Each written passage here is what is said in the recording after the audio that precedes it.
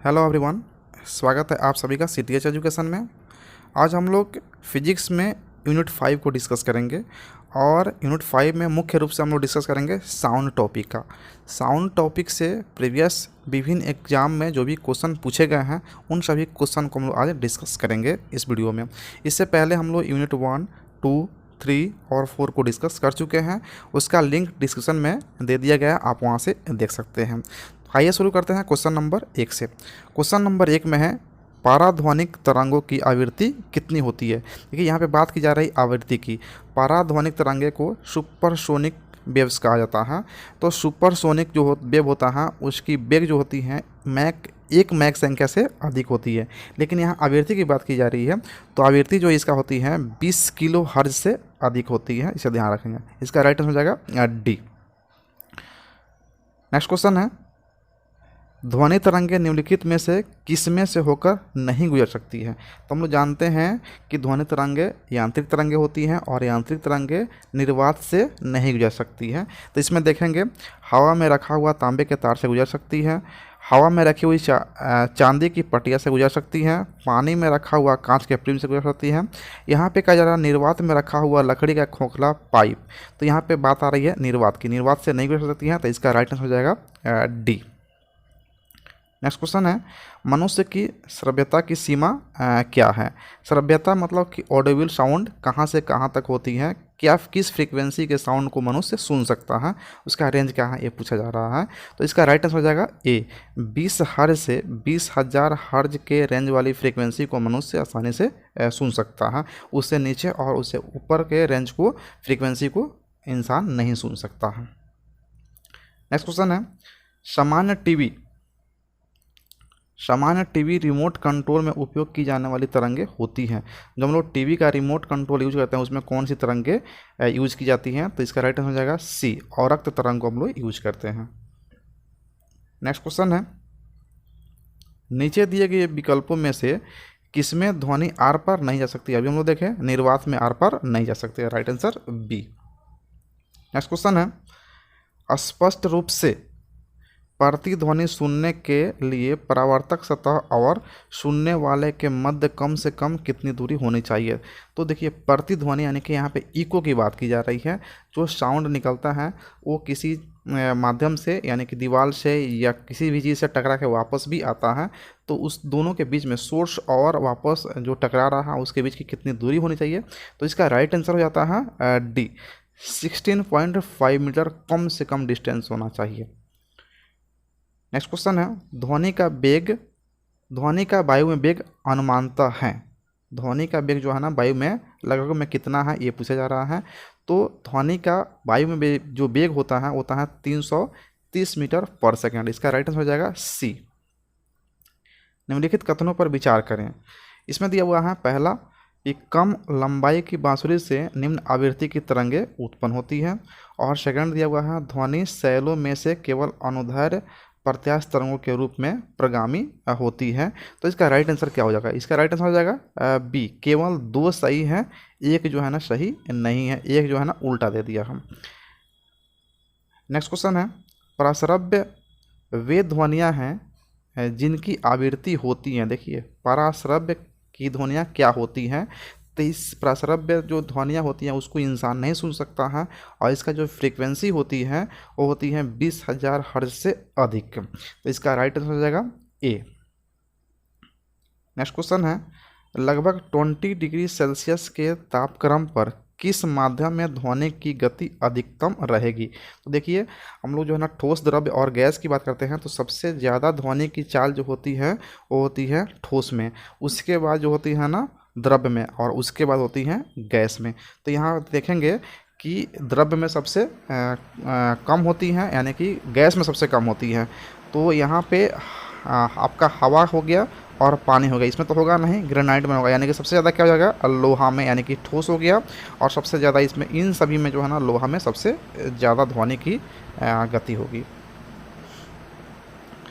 माध्यम यहाँ पे दिया हुआ है जल, इस्पात और नाइट्रोजन में ध्वनि की चाल को आरोही क्रम में सजाएं। तो हम अभी बोले कि ठोस में सबसे ज़्यादा, द्रव्य में उससे कम और गैस में सबसे कम होता है। तो देखिए यहाँ पे नाइट्रोजन क्या है, सबसे कम होगा, यानी कि गैस है सबसे कम होगा।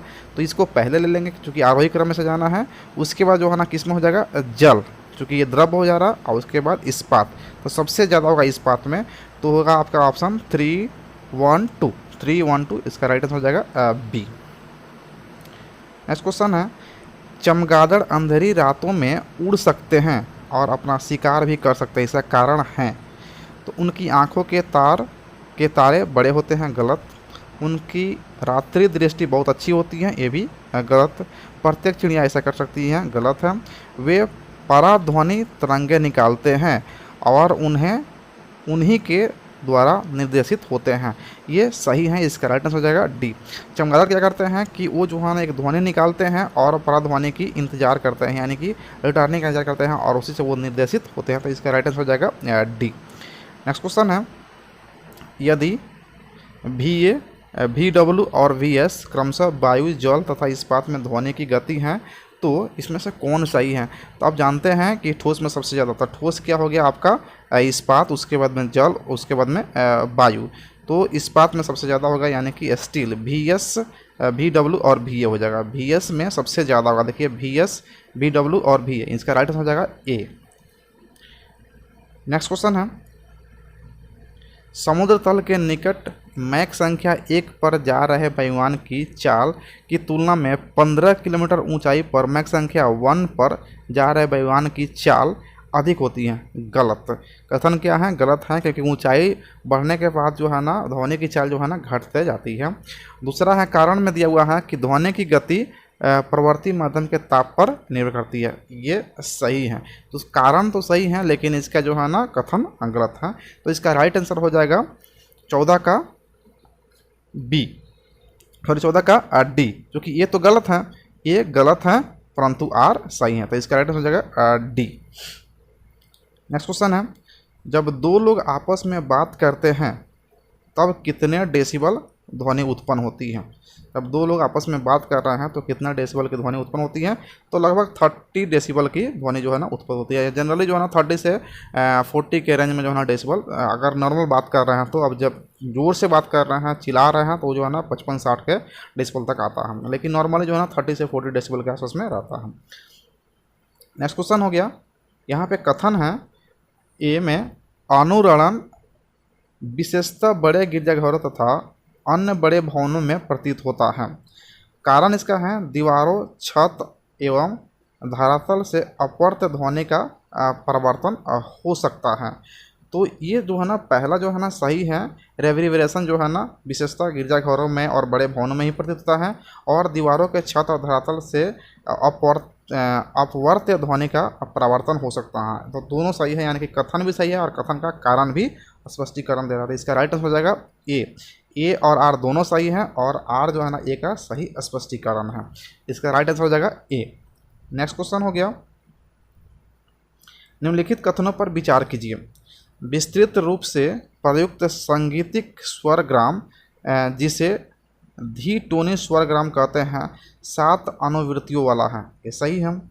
सेकंड कह रहा है कि स्वर सा की आवृत्ति 256 हर्ज होती हैं और स्वर नी की आवृत्ति 512 हर्ज होती हैं। तो पहला तो सही है, 7 आवृत्तियों वाला भारत में जो टोन है वो 7 आवृत्तियों वाला है। लेकिन यहाँ पे सारे गामा जो होता है ना, सा की आवृत्ति जो है ना 256 नहीं 265 हर्ज होती है, जबकि नी की आवृत्ति जो है ना 512 नहीं 494 हर्ज होती है। तो यहाँ पे जो है ना 2 गलत हैं जबकि 1 सही है। तो इसका राइट आंसर हो जाएगा क्या, केवल 1 ए। नेक्स्ट क्वेश्चन है, ध्वनि का तारतम्य किस पर निर्भर करता है।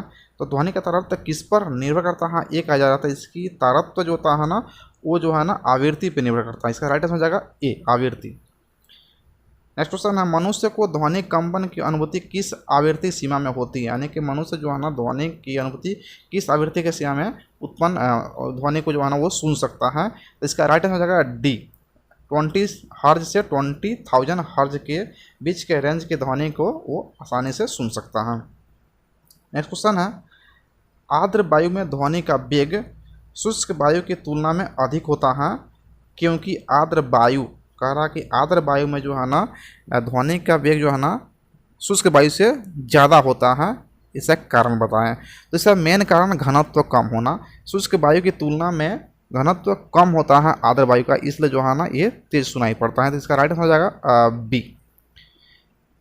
नेक्स्ट क्वेश्चन है, ध्वनि तरंगों में निम्न में से कौन सी घटना नहीं हो सकती? कौन सी घटना ध्वनि तरंगों में नहीं होती है? तो ध्रुवण जो है ना इसमें नहीं होता है, बाकी सब होता है। विवर्तन भी होता है, परावर्तन भी होता है, व्यतिकरण, इन सब जो ये सब जो घटना जो है ना लाइट में होता है। ध्रुवण लाइट में होता है लेकिन ध्वनि में नहीं होता है। इसका राइट आंसर हो जाएगा बी। नेक्स्ट क्वेश्चन है, ध्वनि ऊर्जा का विद्युत ऊर्जा में परावर्तन किया जाता है कैसे? यानी कि आपको ध्वनि ऊर्जा को विद्युत ऊर्जा में परिवर्तित करना है तो आप माइक्रोफोन द्वारा जो है इसे कर सकते हैं। इसका राइट आंसर हो जाएगा ए। नेक्स्ट क्वेश्चन है, मनुष्य के लिए मानक ध्वनि स्तर है। यहाँ पे कह रहा है कि मानक ध्वनि स्तर जो है ना कितना हो सकता है मनुष्य के लिए? तो 60 डेसिबल जो है ना मानक हो सकता है उसका। नेक्स्ट क्वेश्चन है, डेसिबल किसे मापने के लिए प्रयोग में लाया जाता है? तो खून में हीमोग्लोबिन गलत है, पेशाब में शक्कर, वातावरण में ध्वनि। यस, ये जो है ना वातावरण में ध्वनि की चाल को मेजर करने के लिए डेसिबल मात्रक का यूज किया जाता है। इसका राइट आंसर हो जाएगा सी। एक्चुअली जो है ना जो ध्वनि का जो मात्रक होता है उसको जब हम लोग बेल यूज करते हैं और बेल का 1/10वां भाग क्या कहलाता है? डेसिबल कहलाता है। तो इसका राइट आंसर हो जाएगा सी। नेक्स्ट क्वेश्चन है, डेसिबल किसे मापने के लिए प्रयोग में लाया जाता है? तो ये तो हम लोग देखेंगे लिए रिपीट हो गया क्वेश्चन। नेक्स्ट क्वेश्चन हो गया, प्रसरव्य तरंगों के बारे में निम्नांकित कथनों पर विचार कीजिए कि प्रसरव्य तरंगे क्या क्या कर सकता है। पहला है कि ये कीड़ों को नष्ट कर सकती है, सही है। सेकंड, ये कपड़ों से धूल हटाकर उन्हें साफ कर सकती है, ये भी सही है। इनका उपयोग बीमारियों के उपचार के लिए किया जाता है, ये भी सही है। वे स्वचालित दरवाजों को नियंत्रित कर सकते हैं, यह भी सही है। यानी कि इसमें जो है ना इनमें से सभी सही है। इसका राइट आंसर हो जाएगा डी, इनमें से सभी सही है प्रसरव्य तरंगों के बारे में। नेक्स्ट क्वेश्चन है, ध्वनि का वेग अधिकतम होता है किस में होता है? तो हम लोग ठोस, द्रव्य और गैस तीनों में देखें तो सबसे ज़्यादा जो होता है ना वो ठोस में होता है। और यहाँ पे वायु क्या हो गया आपका? गैस हो गया। द्रव्य क्या हो गया? द्रव हो गया। निर्वात में तो होता ही नहीं है। तो इसका राइट आंसर क्या हो जाएगा? धातु में सबसे ज़्यादा होता है ध्वनि का वेग। इसका राइट आंसर हो जाएगा सी। नेक्स्ट क्वेश्चन है, निम्न द्रव्यों में से ध्वनि सबसे तेज यात्रा करती है? ये क्वेश्चन बार बार मिल रहा है। तो ये जो है ना देखिए निर्वात में तो होगा नहीं, वायु और जल क्या हो गया? द्रव और गैस हो गया। तो स्टील क्या हो गया हमारा? धातु हो गया जो ठोस हो गया। तो इसका राइट आंसर हो जाएगा ए। नेक्स्ट क्वेश्चन हो गया, शिकार परभक्षियों या बाधाओं का पता लगाने के लिए चमगादड़ अथवा डॉल्फिन किस परिघटना का प्रयोग करते हैं?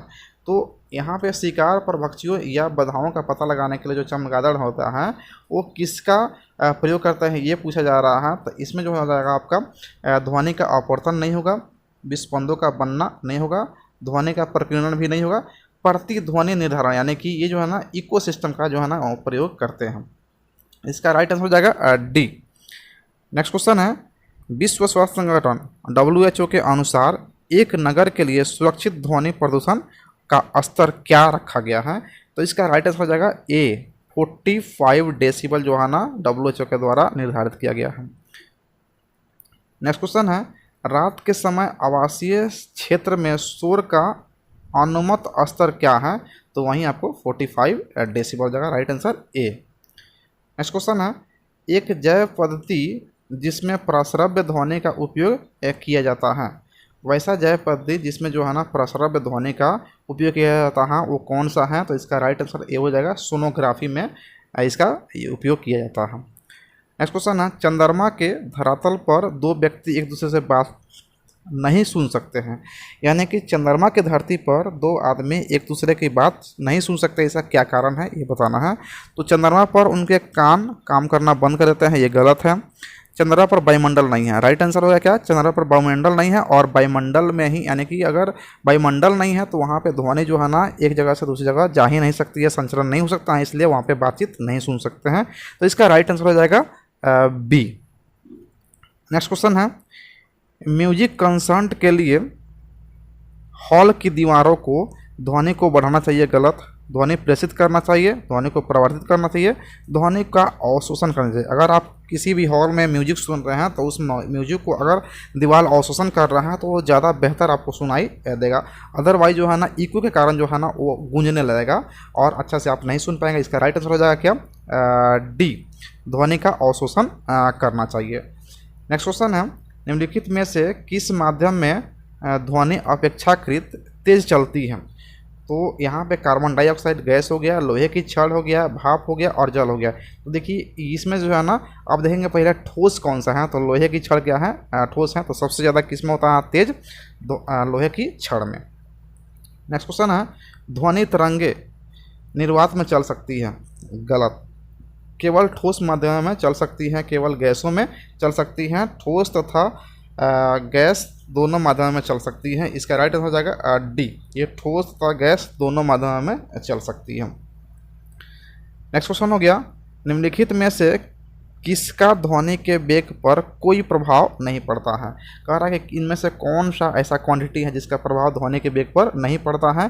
तो दाब का नहीं पड़ता है, तापमान का पड़ता है, घनत्व का भी पड़ता है, आर्द्रता का भी पड़ता है। तो इसका राइट आंसर हो जाएगा ए। यहाँ पूछा जा रहा है किसका प्रभाव नहीं पड़ता है, तो दाब, प्रेशर का प्रभाव नहीं पड़ता है। नेक्स्ट क्वेश्चन हो गया, एक मजदूर रेल की पटरी पर कार्य कर रहा था।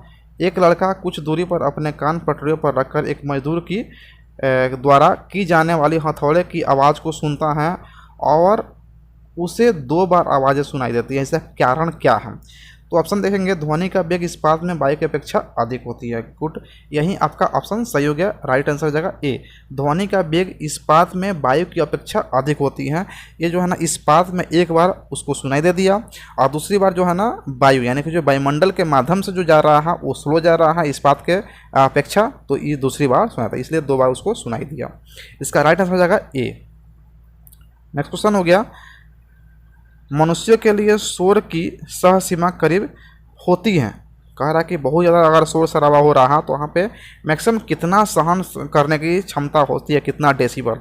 तो इसका राइट आंसर हो जाएगा बी, मैक्सिमम 85 डेसिबल तक जो है ना वो बर्दाश्त कर सकता है।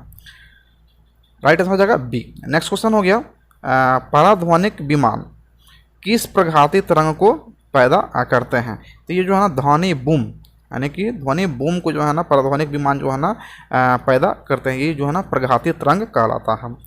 और लास्ट क्वेश्चन हो गया, 100 डेसिबल का शोर प्रबलता स्तर संगत होगा। अगर 100 डेसिबल का शोर है तो वो किस तरह का संगत होगा? तो सुनाई भर देने वाली आवाज़ से, गलत, ये तो सुनाई मैक्सिमम हो गया ना जी। सामान्य वार्तालाप से, सामान्य वार्तालाप 30 से 40 डेसिबल के आसपास में होता है। शोर शराबे वाली गाली गलौज से ये तो 80 से, अभी देखें 85 मैक्सिमम हो गया। और यंत्र कारखाने के शोर से, तो हाँ राइट आंसर हो जाएगा डी। तो ये टॉप 40 क्वेश्चन हम लोग ध्वनि यानी कि साउंड टॉपिक से हम लोग कर लिए। तो आने वाले किसी भी एग्जाम में उम्मीद है कि इससे बाहर क्वेश्चन तो नहीं जाएगा। अगर आप इसको अच्छे से कर लेते हैं तो फिर क्वेश्चन किसी भी एग्जाम में अगर साउंड से संबंधित आता है तो आप आसानी से सोल्व कर पाएंगे। तो मिलते हैं फिर से नेक्स्ट टॉपिक के साथ नेक्स्ट वीडियो में। तब तक के लिए धन्यवाद अंत तक वीडियो देखने के लिए।